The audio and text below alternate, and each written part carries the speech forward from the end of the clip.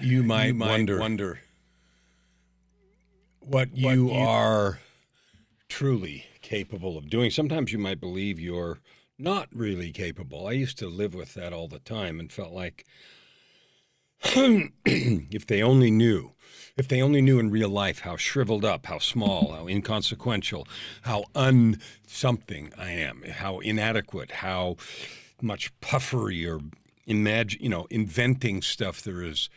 If they really could see all the flaws and the failings and the mistakes, it used to scare me to death. And it doesn't anymore. And you might think, what happened? Well, I have a poster, great big, several pictures in the house hanging of Einstein.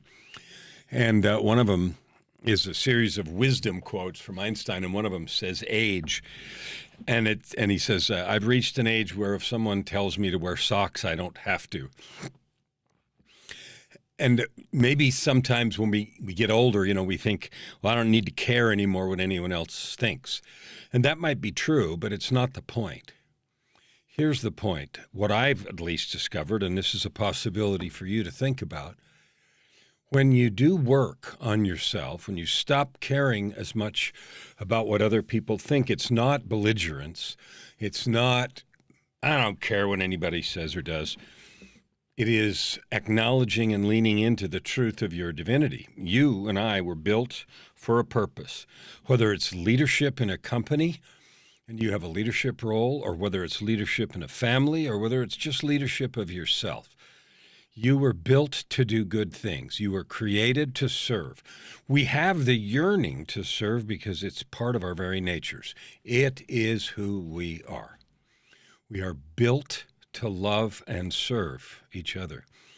I had a chance to watch a little piece of a Instagram Live in the last couple of days, and someone who I know, a friend, and is a very good coach, Steve Hardison, he was talking about seeing, and he had this seer distinction spelled S-E-E-R, and a seer is an ancient word that means prophet or somebody that sees stuff. I like to pronounce it a different way. A seer, one who sees. And just like getting good at tennis or getting good at hockey or anything, if you practice seeing, you will see more than you did before. And it's not about seeing more than someone else. It's about seeing more than you did see. And in that seeing, you find opportunities to do what? To serve. Service is what we are built to do. And we are so infatuated with the idea of selling things and making money and creating cash and getting promoted and being important that we have forgotten that those are byproducts of service. I promise you, if you serve with the good of whoever you're working with in mind, the plenty that we need to eat, drink, breathe, and live will come. I didn't know that. I lived so backwards from that, and I chased up the ladder of corporate accomplishment and recognition and promotion to supervisor, manager, director, executive, vice president, CEO, executive, this, that, and the other. And the truth is those things didn't make me happy. I had more money, and all I did is buy more stuff, and the problems inside didn't go away. The problem, difficulty, yearning, soul-stretching thing, that changes when we love more. It changes when we do more because we can. I had a conversation with someone earlier today, a client that I've had for a while, and I love dearly. And we were talking about, doing what we're supposed to do, whatever that is. And it's always in the tone of grinding out our responsibilities and toughing it out through the day. What if that is not necessary? We're certainly allowed to do that, to grind it out, work for the weekend, slog through the stuff we don't want to do. What if there's a way to love all of it?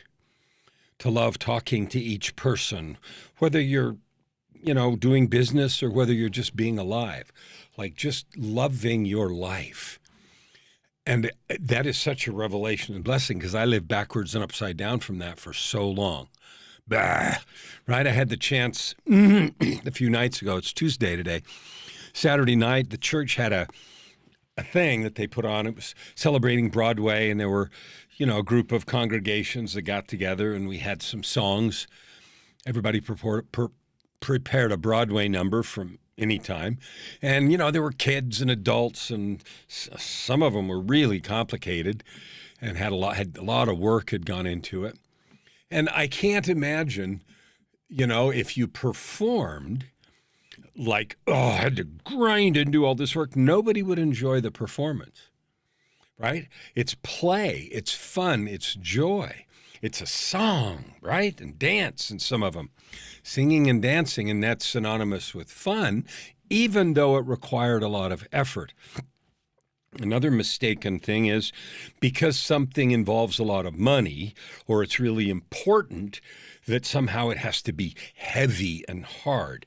That's just not true. Things can be important and weighty, but they can be joyful at the same time.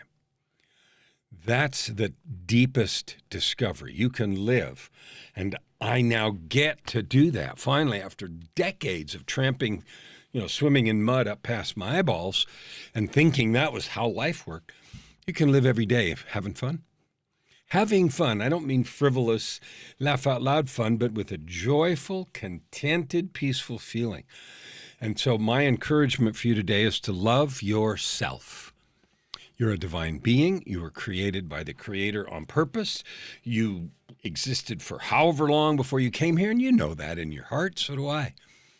And as a possibility, understand and know that you were given gifts and a mission and purpose. You can think of it as a secret mission that you were excited about when you came here. I finally learned what mine is, but I didn't learn by looking for it. Sometimes we think, I got to go find it. I learned by doing, I learned by serving, and I learned by loving. So my invitation to you today is to love yourself, to feel the joy of service, and to go all in with life and allow the fullest manifestation of your true heart in service to others generate the opportunities to create business and cash and all the rest, because they do. Without fail, and in far more abundance than I ever imagined. And I'll bet, as a possibility, they will for you, too. This is your daily encouragement. I am considering, I'm not going to commit, because when I commit, it's like bulletproof, to offer this encouragement every day in a different form and in a different way. Thank you for being with me, even if you've been for just a minute.